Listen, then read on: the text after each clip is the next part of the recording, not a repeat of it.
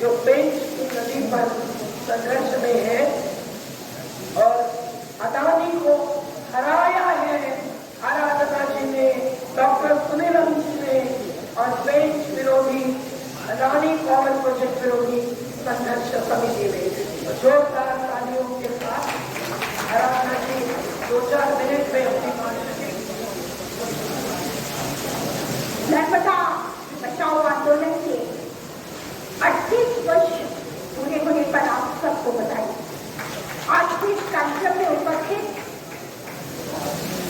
मुख्य अतिथि अनिल हेगड़े जी, advocate Sanjay Patil ji, doctor Sunilam जी, अमृता जी, नेता जी,